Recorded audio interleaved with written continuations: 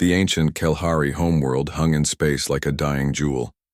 Once its crystal cities had sparkled with the light of billions of inhabitants.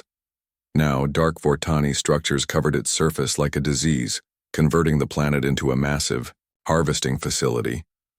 General Shin Tai-hyun stood in the command center of the assault ship, watching the largest fleet in human history prepare for what everyone knew would be their final battle. 3 full battle groups surrounded the planet while ground forces prepared for the most desperate mission ever attempted. "Sir, we're detecting massive Vortani fleet movement," reported Scanner Chief Kwon Ji-hye. "They're bringing everything they have to defend this world." Through the main windows, space itself seemed to writhe with enemy ships. Thousands of biomechanical hunters moved in patterns that hurt human eyes to watch. Behind them came the harvesters, moon-sized creatures that pulsed with stolen life energy. "How many Kelhari are still alive down there?" Taehyun asked. "Long-range sensors detect nearly 50,000 life signs in the underground crystal networks," replied Intelligence Officer Nam Soo-young. "It's the largest concentration of survivors we've ever found, and the largest concentration of enemies." On the planet's surface, the Vortani had built something that defied description. A massive organic structure that reached up through the atmosphere like a tower made of living flesh. It pulsed with dark energy, feeding on the life force of imprisoned Kelhari below. "Admiral Park's fleet is in position," Communications Officer Yoon Ji-ho announced. "All 3 battle groups report ready."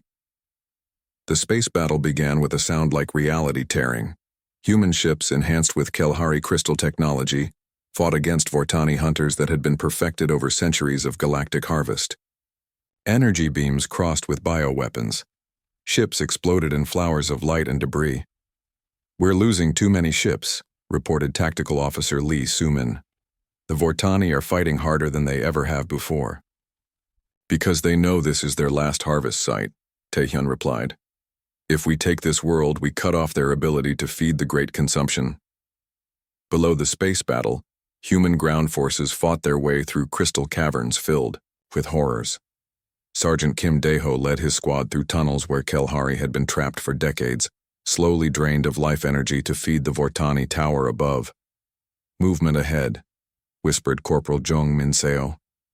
"Something big." From the shadows came a Vortani harvester drone, but this one was different. It had been modified with Kelhari crystal technology, turning it into a hybrid monster that could drain life energy and use harmonic weapons. "It's using our own tech against us," Dae-ho muttered, as the creature fired crystal beams that barely missed his squad. The fight was brutal. Human weapons struggled against a creature that combined the worst aspects of both technologies. But in the end, human determination won. Private Han Ji-eun sacrificed herself to plant explosives inside the creature's core, destroying it but dying in the blast. "How many more of those things are down here?" Min-seo asked. "Does it matter?" Dae-ho replied. "We keep going until we reach the survivors." Meanwhile, in the deepest part of the planet, Kang Min-ho worked with a team of modified humans to establish contact with the trapped Kelhari. The alien knowledge in his head screamed warnings about what the Vortani were building in the tower above. "The tower isn't just harvesting life energy," he told Admiral Park through their communication link. "It's preparing to send all that energy to the entity between galaxies. If they complete the ritual, the great consumption will begin early." "How early?" "Years instead of decades. Maybe months.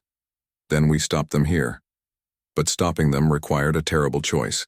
The only way to shut down the tower was to overload all the Kelhari crystal networks on the planet simultaneously. It would create a harmonic pulse powerful enough to disrupt every piece of Vortani biotechnology in the system. But the pulse would also burn out the neural modifications of every human on the planet. "How many modified humans are on the surface?" Minho asked. "Nearly 3,000, Park replied. "Including you." Minho closed his eyes. 3,000 people who had volunteered to become partially alien so they could save strangers. Now they would have to sacrifice even that to save everyone. "I'll coordinate the pulse," Minho said, "but you need to evacuate everyone else first." "What about the Kelhari survivors?" "They'll survive the pulse, it's their technology. But any human with neural modifications will..." He didn't need to finish the sentence. The evacuation began immediately. Transport ships fought their way through the space battle to pick up ground forces, but thousands of modified humans volunteered to stay behind to help coordinate the harmonic pulse. "This isn't how I want it to end," said Lieutenant Cho Minji from the bridge of her damaged ship. "But if it saves the galaxy, it will," Minho assured her through the harmonic network that connected all the modified humans. "All the species we've rescued, all the knowledge we've preserved, all the worlds we've saved from harvest. It will all mean something." As the evacuation ships pulled away from the planet, the remaining modified humans began the final sequence. Deep underground, 50,000 Kelhari survivors joined their harmonic voices to the network. Their combined song grew stronger and stronger, building toward a crescendo that would either save the galaxy or destroy it. "Pulse building," reported one of the modified humans. 30 seconds to activation. Above them, the Vortani tower pulsed, faster, trying to complete its ritual before the harmonic pulse could stop it. Dark energy flowed up toward space, reaching for the entity that waited between galaxies. 20 seconds. In space, Admiral Park watched the planet through his ship's sensors. "All ships prepare for massive energy discharge." 10 seconds. The Kelhari song reached a frequency that made crystal structures across the planet ring like bells. The sound was beautiful and terrible, like the birth cry of a new universe. 5 seconds. Minho felt the alien knowledge in his head begin to burn away, as the harmonic pulse prepared to cleanse all foreign technology from the planet. "Thank you," he whispered to the Kelhari elder, whose memories had started this entire war. "Thank you for trusting us." The pulse exploded outward from the planet's core. Every Vortani structure for light years around simply stopped working. Biomechanical hunters fell apart in space. The great harvester creatures dissolved into their component organic and mechanical parts. And the tower on the planet's surface collapsed into itself, taking with it the portal that would have summoned the great consumption. When the energy faded, the planet's surface was covered with crystal formations that glowed with peaceful light. 50,000 Kelhari survivors emerged from underground, singing with joy for the first time in centuries. But the cost had been enormous. 3,000 modified humans had burned out their neural enhancements to create the pulse. Most survived, but they were changed. No longer able to interface with alien technology, they struggled to remember who they had been before the modifications. Minho woke up 3 days later in a medical facility. The alien knowledge was gone from his head, leaving behind only human memories and a lingering sadness for the Kelhari elder who had sacrificed everything to save his people. "How do you feel?" asked Dr. Han Jisoo. "Like myself again," Minho replied, "but also like I've lost a dear friend." The pulse worked. The Vortani harvesting network is completely destroyed. It will take them centuries to rebuild if they ever can. And the survivors? All 50,000 Kelhari are safe. Plus representatives from 6 other species have come out of hiding now. That the threat is ended. The galaxy is waking up again. 6 months later, the former Kelhari homeworld had been transformed into something unprecedented, a joint colony shared by humans and multiple alien species. The crystal cities were being rebuilt, but now they included structures designed for beings who breathed air, beings who swam in water, and beings made of pure energy. Admiral Lee Dong-hyun, promoted after Admiral Park's retirement, stood in the Thi Central Plaza watching children from a dozen different species play together. Human children chased Kelhari younglings between fountain structures where young tide callers splashed in artificial pools. "It's not the galaxy we expected to save," said Kang Minho, now serving as Earth's first galactic humanitarian ambassador. "Is it better or worse?" "Different. We didn't just save the species that were hiding, we created something new. A place where no one has to hide anymore." In the distance, construction crews worked on the next phase of the colony, a massive shipyard where vessels designed by multiple species would be built. Ships capable of reaching other galaxies, carrying the message that the universe didn't have to surrender to monsters. "The Vortani survivors have been asking to meet with us," Minho mentioned. "Survivors?" "It turns out they weren't always the creatures we fought. Long ago they were victims too, conquered by the same entity we stopped. from entering our galaxy. Some of them want to be free of its control. Dongyun smiled. So our next mission is to save our former enemies? That's what humans do, isn't it? When we see someone suffering, we try to help. As the twin suns of the Kelhari homeworld set, the crystal cities lit up with harmonic songs of gratitude. Songs sung by beings who had thought they would die alone and forgotten, but who had been found by a species. Captain Jiwon Park floated in the observation deck of the space station New Seoul, watching the stars through the thick glass windows. She held a cup of coffee in her hands, steam rising from the hot liquid in the zero gravity. The coffee was real, not the synthetic stuff they used to drink years ago. Earth had gotten better at many things since they reached the stars. A soft beep came from her communication device. "Captain Park, we have incoming ships," said the voice of Lieutenant Yuna Lee from the control room. "Very big ships, they're not human." Jiwon pushed herself away from the window and floated toward the main corridor. Her boots clicked against the metal floor as she activated the magnetic soles. Walking was easier than floating when you needed to think clearly. The control room buzzed with activity. Dozens of screens showed radar signals, energy readings, and star maps. Yuna stood at the main console, her dark hair tied back in a neat ponytail. She pointed at the largest screen where bright dots moved toward Earth. 12 ships, Captain. Each one is bigger than our entire station. They appeared out of nowhere. About 10 minutes ago, Yuna said. Her voice stayed calm, but Jiwon could see worry in her eyes. Minho Kim, the director of Xenological Affairs, rushed into the control room. His usually neat uniform looked wrinkled and his glasses sat crooked on his nose. "Have they sent any messages?" he asked, breathing hard from running through the station corridors. "Nothing yet," Yuna replied. "But they're moving in formation. Very organized, military style." Jiwon studied the screen. The alien ships moved with perfect coordination like dancers following the same music. Their hulls reflected the light from Earth's sun, creating rainbow patterns across their surfaces. Beautiful and terrifying at the same time. "Distance?" Jiwon asked. 2 million kilometers and closing slowly, Yuna said. "At their current speed, they'll reach Earth orbit in 6 hours. Taehyung Choi entered the control room carrying a thick folder of papers. As the station's expert on first contact procedures, he always prepared for every possibility. His gray hair and lined face showed the experience of someone who had dealt with aliens before. "Any weapon signatures?" Taehyung asked, opening his folder. "Hard to tell," Yuna said, adjusting the sensors. "Their technology is different from ours. The energy readings are massive, but we can't identify specific weapon systems." Jiwon moved to the communication console. "Open a channel. Standard first contact protocols." The main screen flickered and changed. Instead of radar dots, they now saw space directly ahead of their station. The alien ships appeared as bright silver shapes against the black of space. They were beautiful in a way that human ships were not. Smooth curves instead of angular edges. Flowing lines instead of straight blocks. "Channel open, Captain," Yuna said.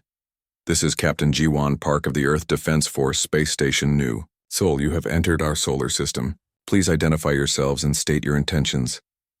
They waited. Space was quiet except for the hum of the station's life support systems. Jiwon could hear her own heartbeat. Minho adjusted his glasses nervously. Taehyung flipped through his folder, looking for the right procedures. The screen flickered again. This time, an alien face appeared. Jiwon had seen pictures of aliens before, but seeing one in real time felt different. The being had blue-gray skin and large eyes that seemed to glow with their own light. Its head was larger than a human head, and its neck was longer and thinner. When the alien spoke, the words came through their translation system in a deep, formal voice. "Greetings, humans of Earth. I am Admiral Vextar of the Hegemony Protection Fleet. We come bearing great news for your species." The alien's image was surrounded by what looked like the bridge of their ship. Other aliens moved in the background, operating controls that glowed with soft light. Everything looked advanced in a way that made human technology seem primitive.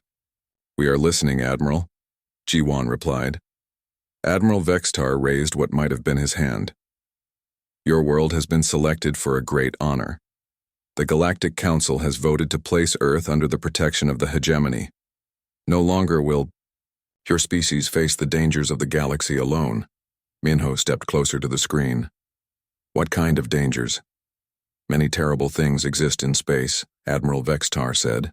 His voice became darker, more serious. The Void Hunters consume all organic life they encounter. The machine swarms turn planets into metal and circuits. The plague spreaders carry diseases that can kill entire species, and worse things that your minds cannot imagine. The alien paused, letting his words sink in. But now you are safe. The hegemony's fleet will guard your system.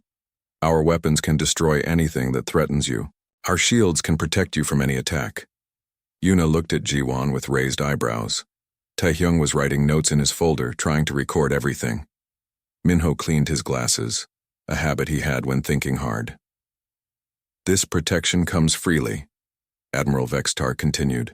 We ask nothing in return except that you accept our guardianship. You may continue your simple lives on your world while we handle the complex and dangerous matters of galactic defense. The alien's tone suggested he was offering them the greatest gift possible. Like a parent protecting a small child from monsters in the dark. Jiwon felt something strange in her chest. Not fear exactly, more like the feeling you get when someone tells you a joke that isn't funny. She looked at her team. Yuna was trying not to smile. Minho had stopped cleaning his glasses and was staring at the screen. Taehyung had put down his pen and was shaking his head slightly. That's very thoughtful of you, Admiral, Jiwon said finally. We appreciate the gesture. The silence that followed seemed to last forever. Admiral Vextar's large eyes blinked slowly. The other aliens, on his bridge, stopped what they were doing and looked at their leader. Clearly, this was not the response they had expected. You appreciate the gesture? Admiral Vextar repeated. His translator seemed to have trouble with the concept. Yes, Jiwon said. She leaned back in her chair and took a sip of her coffee. Really, it's kind of you to offer. The alien admiral looked confused.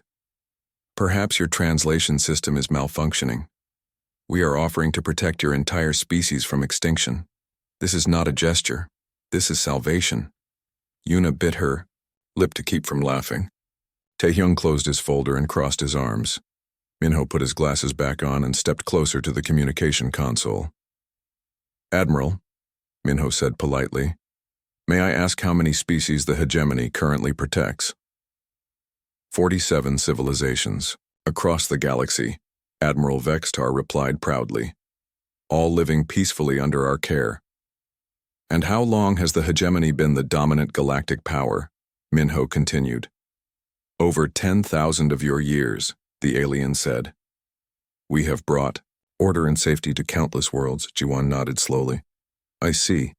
And in those 10,000 years, how many existential threats has the hegemony faced? Admiral Vextar paused. Threats to the hegemony itself?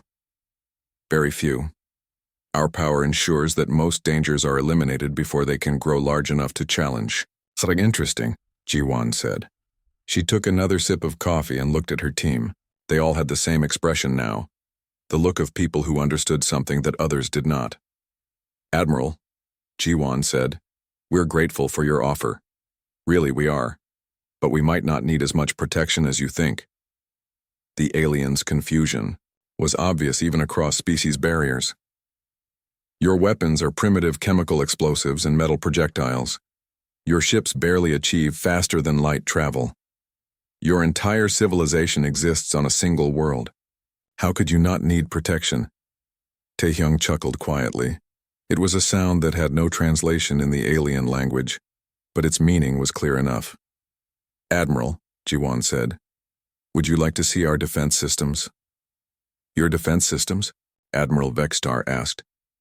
We have observed your world for several months. You have a few orbital platforms and some armed spacecraft. Nothing that could stand against the threats we protect you from. Really? Jiwon said again, with that same small smile. Yuna, please show Admiral Vextar our current defensive posture.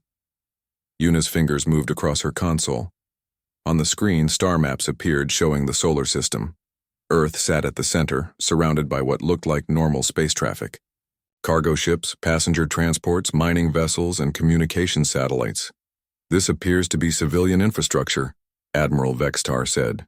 Look closer, Yuna suggested. The image zoomed in on what had appeared to be a simple cargo transport. The ship's hull opened like flower petals, revealing weapon systems that made the alien admiral's eyes grow even larger. Stealth technology, Minho explained casually. We've found it useful to make our military assets look like civilian ones. The display continued.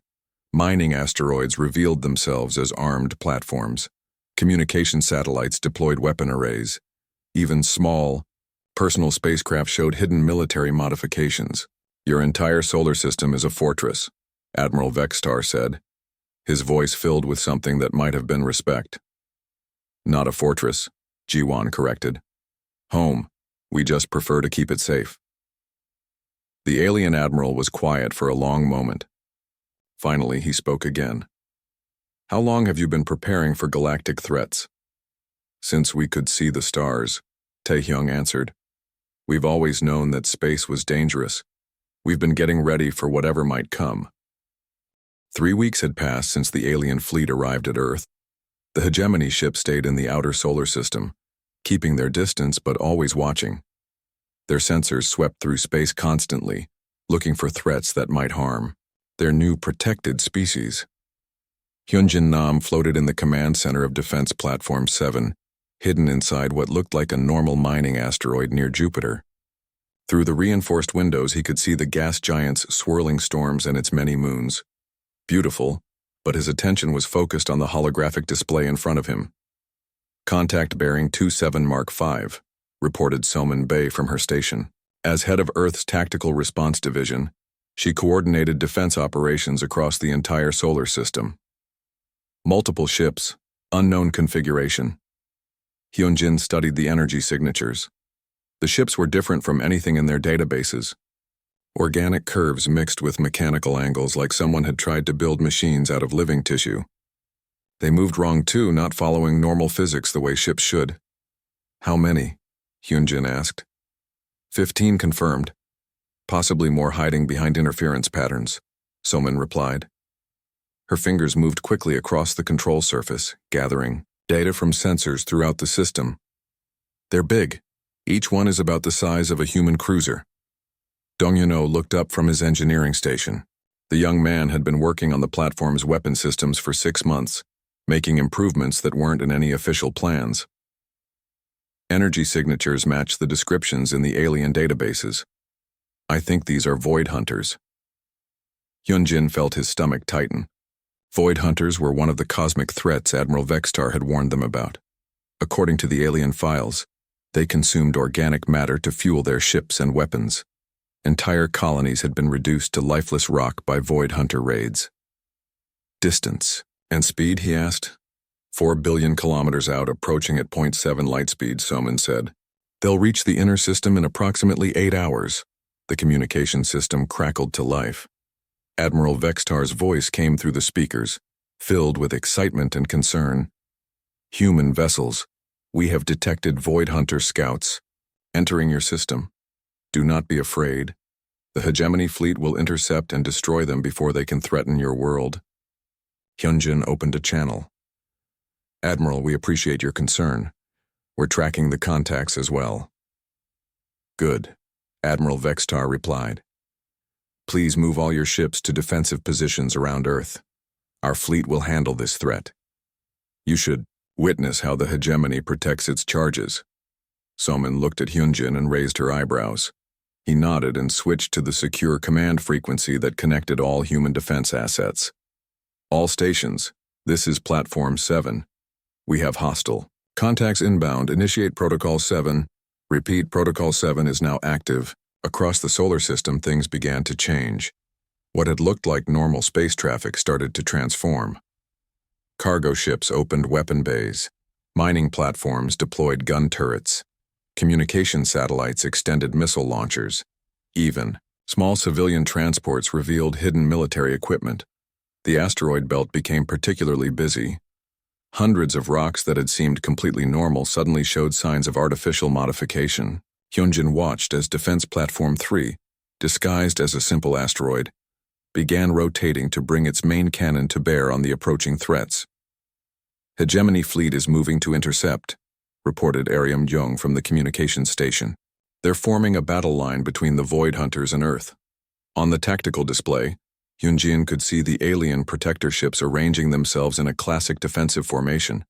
Their energy shields began charging, creating a barrier of light between the invaders and the inner planets. It was impressive to watch, like a wall of stars moving through space. The Void Hunter ships responded by increasing speed and spreading out. Instead of attacking the hegemony line directly, they began moving around it, trying to find gaps in the defense. Smart, Dongyun said, studying their movement patterns. They're not going to fight fair. No one ever does, Hyunjin replied. He opened a channel to all human forces. All stations, maintain stealth protocols. Let the hegemony engage first. We observe and learn. The first shots were fired by the Void Hunters. Beams of twisted energy that seemed to bend space around them struck the hegemony shields. The alien defensive barrier held, but Hyunjin could see stress patterns forming in the energy fields. Admiral Vextar's ships returned fire with weapons that turned night into day. Brilliant blue beams reached across millions of kilometers, striking the Void Hunter vessels with enough power to vaporize mountains. Several of the enemy ships exploded in balls of fire and twisted metal. But the Void Hunters were faster and more cunning than the hegemony had expected. While some attacked the defensive line, others used the battle as a distraction to slip past. 3 Void Hunter ships broke away from the main fight and raced toward the inner planets. They're heading for Mars, Soman reported. The hegemony line can't catch them in time. Admiral, Hyunjin transmitted. 3 hostiles have broken through your perimeter. Impossible, came the reply. Our sensors show no— Wait, we see them now. How did they mask their approach? The Void Hunter ships were indeed racing toward Mars, where human colonies housed nearly 1 million people. The hegemony fleet tried to pursue, but their ships were too far away and not fast enough to intercept. Hyunjin looked at his team. They all had the same expression. Time to stop playing games. Soman, paint the targets, he ordered. Targeting solution confirmed. She replied. All platforms have firing solutions on the 3 approaching hostiles. Fire. Space around Mars suddenly came alive with weapons fire. What had looked like empty space revealed itself to be full of hidden defense platforms. Beams of coherent energy reached out from seemingly nowhere, striking the Void Hunter ships with perfect accuracy. The first enemy vessel simply ceased to exist, vaporized by concentrated fire from 6 different platforms. The second managed to fire a few shots before it was torn apart by missile strikes from concealed launchers on Mars's moons. The third tried to retreat but found itself caught in a web of crossfire from weapons it couldn't even see. The entire engagement lasted 37 seconds. In the outer system, the hegemony fleet had finally finished off the remaining Void Hunters, but the battle had taken them nearly an hour. When Admiral Vextar's sensors turned toward Mars, they found only debris where 3 enemy ships had been. Human forces came, the Admiral's voice over the communication channel. Did you witness the destruction of the 3 ships that bypassed our line? We did more than witness it, Hyunjin replied calmly. We destroyed them. Silence filled the channel for several seconds. Then Admiral Vextar spoke again, his voice filled with confusion. How? Our sensors showed no human ships in that area. You Kyoko weren't looking in the right places, Soman said, switching on the displays that would show their true defensive network. Would you like to see our actual military positions? The tactical display that transmitted to the hegemony fleet showed the real situation in the solar system. Hundreds of defense platforms, thousands of concealed weapon emplacements, and an integrated network of sensors and communications that covered every cubic meter of space from the sun to the edge of the system. What had looked like a few primitive, orbital platforms was actually the most sophisticated defense network the aliens had ever seen. Every asteroid, every moon, Every piece of space debris had been turned into part of a vast military machine. "Your entire solar system is a weapon," Admiral Vextar said, his voice filled with something that might have been awe. "Not a weapon," Hyunjin corrected. "A home. We just prefer to keep it safe." Donghyun brought up detailed scans of the destroyed Void Hunter ships. "Their technology is interesting," he said, studying the wreckage. "Biological and mechanical components integrated at the molecular level. We should be able to adapt some of their techniques to improve our own systems." "You're going to study them?" Admiral Vextar asked. "Of course," Ariam replied. "How else do you think we improve our defenses? Every threat teaches us something new." The Hegemony Admiral was quiet for a long moment. Finally, he spoke again. "How long have you been preparing for this level of threat?" "Since we left Earth orbit," Hyunjin answered. "We knew space was dangerous. We've been getting ready for whatever might come." "But the Void Hunters are one of the most feared forces in the galaxy," Admiral Vextar protested. "They have destroyed entire civilizations. How could a species that has never encountered them be so well prepared?" Soman looked at Hyunjin and shrugged. "We've never encountered dinosaurs either, but we know how to deal with large predators. Principles are the same. The what are the same." The translator seemed to have trouble with the concept. "Basic ideas," Donghyun explained. "If something is trying to kill you, you kill it first. If something is faster than you don't let it get close. If something is stronger than you attack it from multiple directions at once." "We learned these things fighting each other for thousands of years," Ariam added. "Space predators aren't much different from land predators. They're just bigger." Admiral Vextar's fleet remained in position, but Hyunjin could see that their formation had changed. The alarm that woke Hyunjin Nam was different from the usual alerts. This one carried a deep, resonant tone that meant only one thing: Code Black. The worst possible threat level in human defense protocols. He pulled himself out of his sleeping pod and floated quickly to the command center of Defense Platform 7. The asteroid's rotation created a small amount of artificial gravity, but not enough to walk normally. Emergency lighting cast red shadows on the metal walls as he moved through the corridors. Soman Bey was already at her station when he arrived, her face pale as she stared at the displays. The tactical screens showed something that made Hyunjin's blood turn cold. "How long has it been there?" he asked, pulling himself into his command chair. 15 minutes, Soman replied. Her voice was steady, but her hands shook slightly as they moved across the controls. Long-range sensors picked it up at the edge of the system. "It's moving slowly, almost drifting." The object on the screen looked wrong in every possible way. It was enormous, larger than any ship the humans had ever seen, larger than most moons. Its surface was black, so dark that it seemed to absorb light from the stars around it. And it was clearly artificial, covered with structures that hurt to look at directly. "Energy signature?" Hyunjin asked. "Massive," Donghyun-oh reported from his engineering station. The young man had been working for 18 hours straight, but the crisis had given him new energy. Power readings are off the scale. Whatever that thing is, it's generating more energy than our entire solar system produces. The communication system activated automatically. Admiral Vextar's voice filled the command center, but for the first time since the aliens arrived, the Hegemony commander sounded afraid. "Human forces," Admiral Vextar transmitted. "You must evacuate your system immediately. What approaches is a devourer ship. They are creatures of legend, world killers that consume entire civilizations. Our combined fleets cannot stand against such a thing." Hyunjin opened a channel. "Admiral, we're tracking the contact. Thank you for the warning." "You do not understand." Admiral Vextar's voice was filled with panic. "A devourer ship destroyed the Kethron Empire 3,000 years ago. 12 billion beings died in a single day. They consumed everything, every planet, every ship, every space station. Nothing was left but empty space." "How fast is it moving?" Soman asked, adjusting the sensor array to get better readings.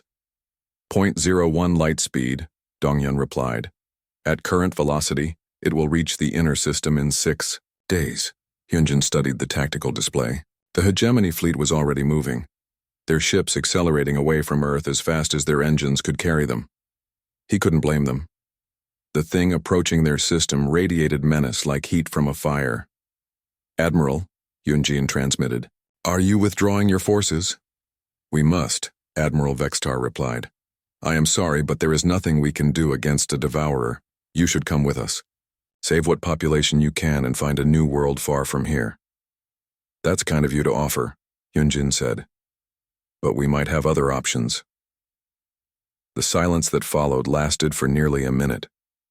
Finally, Admiral Vextar spoke again, his voice filled with disbelief. "Other options? This is a devourer ship. They are unstoppable forces of nature. What options could you possibly have?" "We'll figure something out," Yunjin replied calmly. "We usually do." He closed the channel and looked at his team. They all had the same expression now, the look of people who had work to do. "Summon. Activate the Sol defense grid. Full power to all systems." "Already started," she replied. "Primary control is transferring to Platform 1. All hidden assets are coming online." Across the solar system, humanity's true defensive network began to reveal itself. What the aliens had seen before was nothing compared to what activated now. The mining platforms on Mercury extended massive solar collectors, gathering energy from the sun itself. The terraforming equipment on Venus opened to reveal focusing arrays that could concentrate stellar radiation into devastating beams. Jupiter's moons deployed gravitational manipulation engines that had been disguised as atmospheric processors. Saturn's rings turned out to be hiding thousands of small defense platforms, each one armed with weapons that could crack asteroids. Even the Kuiper Belt showed signs of artificial modification, with what looked like cosmic debris actually being carefully placed quantum disruption mines. "How long to full charge?" Yunjin asked. 72 hours for basic systems," Dongyun replied. 120 hours for maximum power." "The Devourer will be here in 6 days," Soman said. "We'll have time to prepare." Aryam Jung looked up from the communications station. "Admiral Vexitar is requesting permission to speak with our command authority." "Put him through," Yunjin said. Admiral Vexitar's image appeared on the main screen. Behind him, Yunjin could see the alien bridge in chaos, with crew members running, between stations and alarms flashing. The hegemony fleet was clearly preparing for immediate evacuation. "Commander Nam," Admiral Vextar said, "our sensors are detecting massive energy buildups throughout your system. What are you doing?" "Preparing to defend our home," Hyunjin replied simply. "You cannot defend against a devourer ship, Admiral." Vextar protested. "They have consumed entire star systems. Their weapons can ignite planets. Their shields can deflect the output of stellar cores." "Really?" Hyunjin said. "That does sound challenging." Admiral Vextar stared at him through the screen. "Challenging? This creature destroyed the most advanced civilization in galactic history. The Kethron had technology we still do not understand.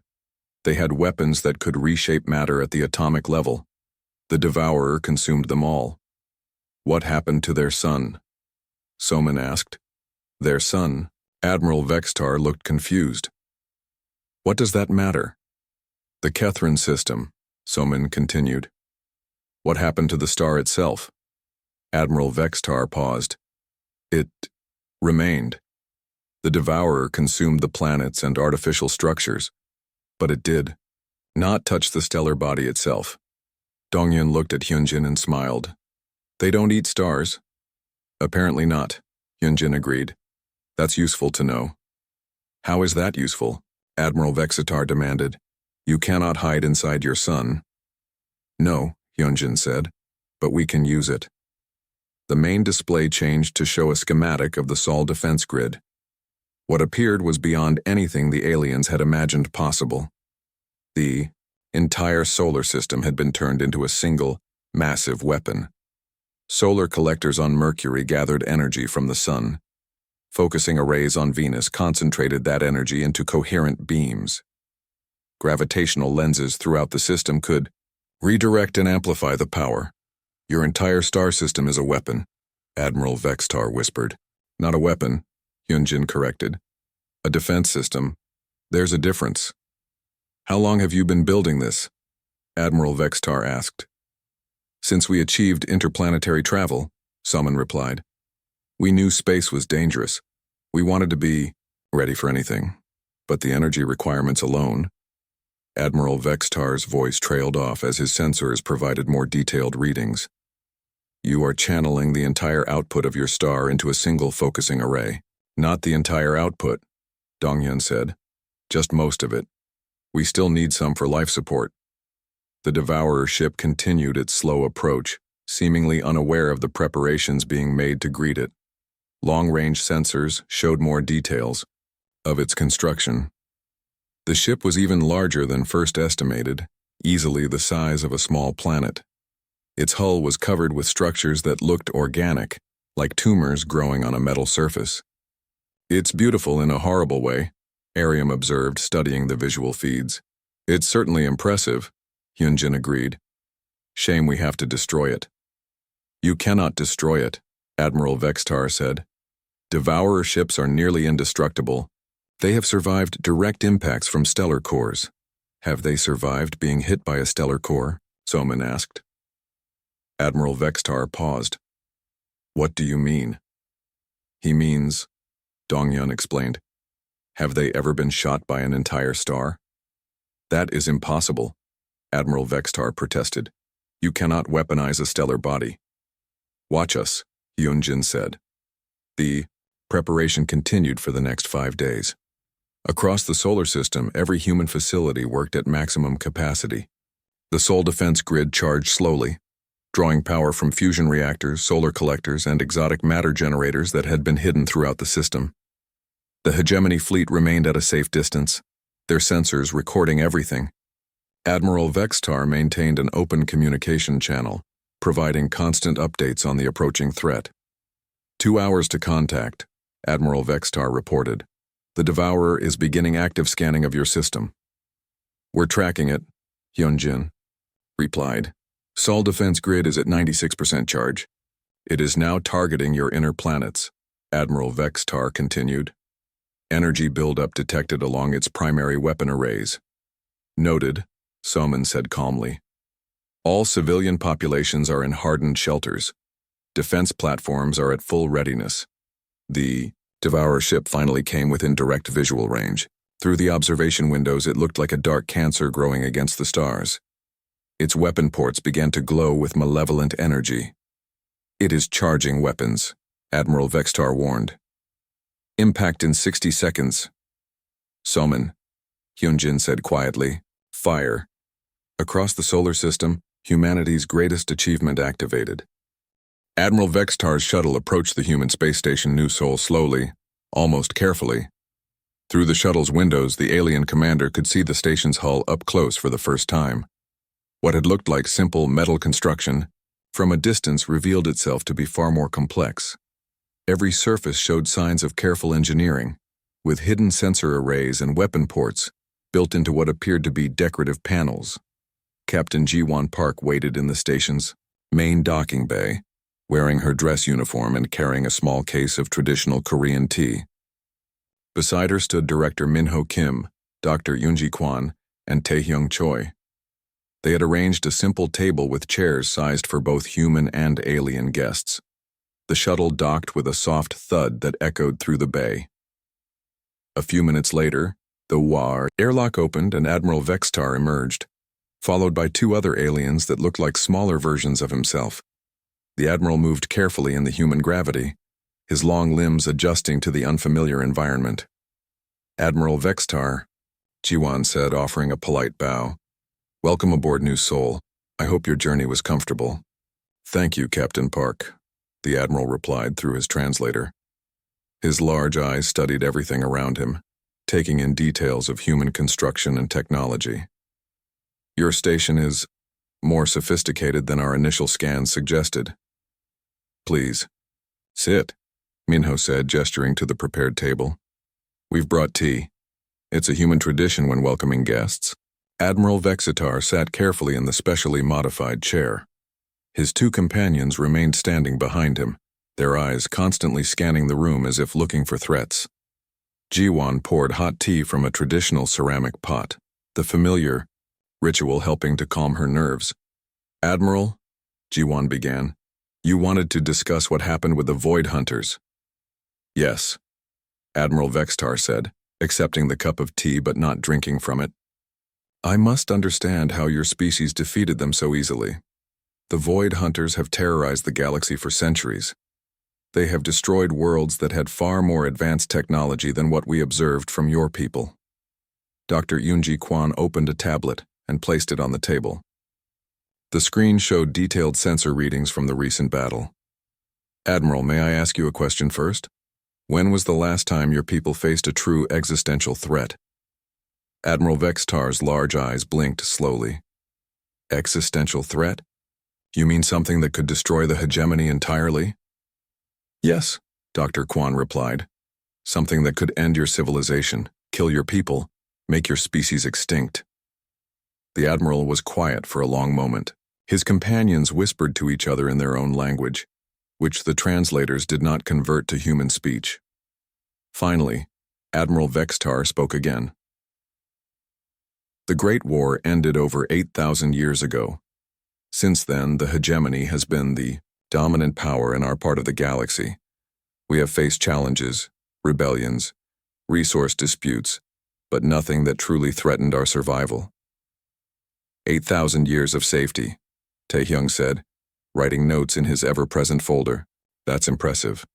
Your people must be very secure." "Security is the foundation of civilization," Admiral Vexistar replied. "Once a species achieves dominance, it can focus on higher pursuits. Art, science, philosophy. Your species will understand this once you accept our protection." Jiwan sipped her tea and looked at Minho. He nodded slightly. Their silent communication developed over years of working together. "Admiral," Minho said, "how long has your species been spacefaring?" "Nearly 12,000 years, Admiral Vextar replied proudly. "We achieved faster-than-light travel while your species was still discovering fire." "And in those 12,000 years, how many times has your homeworld been threatened with destruction?" Admiral Vextar paused. "Our homeworld? None. Once we achieved spaceflight, we established defensive perimeters. Our world has been completely safe for millennia." Dr. Quan tapped her tablet, bringing up images of Earth's history: massive volcanoes erupting, asteroids streaking through space, ice sheets covering continents. In the last 12,000 years, Earth has faced 7 major extinction events: asteroid impacts, supervolcanic eruptions, ice ages, climate shifts, pandemic diseases. "But your species survived," Admiral Vextar observed. "Barely," Jiwan said. "Each time we came close to complete extinction. Each time we had to adapt or die. We learned to prepare for threats we couldn't predict, to survive disasters we couldn't prevent." Taehyung pulled out historical data files. "Our entire evolutionary process was shaped by constant existential threats. We developed intelligence because we needed to outthink predators. We developed tools because we needed to kill creatures stronger than us. We developed cooperation because we needed to survive disasters too big for individuals to handle." "Your species developed in safety," Dr. Quan continued. "Once you achieved dominance, you could afford to become predictable. Your military tactics, your technology, your strategic thinking, all of it follows patterns established thousands of years ago." Admiral Vextar set down his teacup. "You are saying we have become soft?" "Not soft," Minho corrected. "Stable, efficient. Your methods work well for maintaining control over known threats, but they're not designed for dealing with unknown dangers." "The Void Hunters are not unknown," Admiral Vexitar protested. "We have fought them many times." "Have you?" Jiwan asked. "Or have you driven them away? There's a difference between fighting something and destroying it." Dr. Quan brought up tactical analyses of previous hegemony encounters with Void Hunters. "Your records show 43 encounters over the past 2,000 years. In each case, your forces succeeded in driving the Void Hunters away from their targets. Very impressive defensive actions. But you never hunted them down." Taehyung observed. You never tracked them to their source. You never tried to eliminate the threat permanently. Admiral Vextar looked confused. Why would we? Our mission is protection, not extermination. Because, Jiwon said quietly, if you don't kill something that's trying to kill you, it will keep trying to kill you. The aliens were silent for several minutes. Admiral Vextar's companions whispered again in their own language, their voices sounding agitated. Finally, the Admiral spoke. Your species thinks differently than ours. Yes, Minho agreed. We think like prey animals that learn to hunt. You think like apex predators that never had to worry about being hunted. Dr. Kwan pulled up more data. Your ship designs, for example. Beautiful, elegant, designed to intimidate and impress. They're built to win battles through superior technology and firepower. Our ships are built to win wars through superior adaptation, Jiwon said. They're ugly, redundant, and designed to keep fighting even when everything goes wrong. Show him the comparison, Taehyung suggested. Dr. Kwan brought up side-by-side images of a hegemony battlecruiser and a human destroyer. The alien ship looked like a work of art, all flowing curves and gleaming metal. The human ship looked like a flying brick covered in weapons and armor. Your ship is faster, more maneuverable, and has more powerful shields, Dr. Kwan explained. In a fair fight, it would probably win. But our ship is designed for unfair fights, Jiwon added. It can keep fighting with half its systems destroyed. It can operate with a skeleton crew. It can survive in environments that would kill your crew. And it carries enough spare parts and raw materials to repair itself without returning to a base, Taehyung said. Because we assume that everything that can go wrong will go wrong. Admiral Vextar studied the ship designs carefully. Your vessel appears to sacrifice efficiency for redundancy. Exactly, Minho said. Because efficiency is only useful if you survive long enough to use it. This explains your performance against the Void Hunters, Admiral Vextar said slowly. But how did you prepare for threats you had never encountered? Dr. Kwan smiled. Admiral, we've been preparing for asteroid impacts for 65 million years. We've been preparing for ice ages for 2 million years. We've been preparing for global pandemics for thousands of years. The Void Hunters were just another existential threat. But they use completely different technology, Admiral Vextar protested. So did the asteroid that killed our dinosaurs, Jiwon replied. We learned to prepare for principles, not specific threats. Something big and fast trying to kill us? We've seen that before. Something that consumes organic matter. We've dealt with that too. Taehyung opened his folder to a page of notes. Your people have classifications for every known threat in the galaxy. We have preparations for every possible type of threat, whether we've seen it before or not. Something too big to fight directly. We attack from multiple directions. Something too fast to hit. We fill space with weapons so it can't avoid them all. Something too smart to outthink. We act unpredictably until it makes a mistake. Admiral Vextar was quiet for a long time, staring at his untouched tea. His companions had stopped whispering and were listening intently to the conversation. How many extinction-level events is your species currently preparing for? He asked. Finally, Dr. Kwan pulled up another file on her tablet. Currently, 47 different types of cosmic threats, 32 potential environmental disasters, 18 categories of biological threats, and about 200 variations of social or technological collapse. You prepare for your own civilization to collapse?